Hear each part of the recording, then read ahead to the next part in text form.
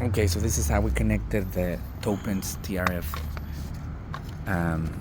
So inside of this thing, you can see there's a line with 6 terminals. Those are these terminals right here. And then we use doorbell cable to connect it.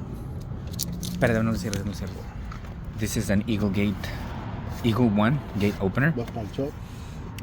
What we did is that the reverse loop, which is terminal number 2, those 2 cables, the red and white, we connected to terminals 4 and 6.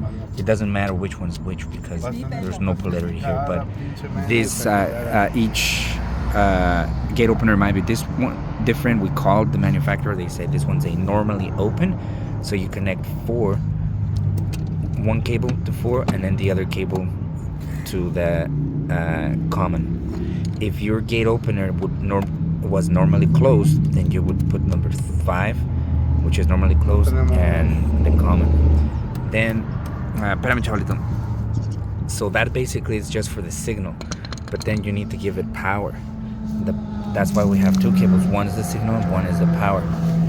The power is going to be terminals 2 and 3, and it doesn't matter if it's DC or AC. Right here, you just put one cable on the 2, one cable on the 3, and then here, depending on your board, you'll see which one's power. For us, the power was terminal 7, and you see the 2 cables there.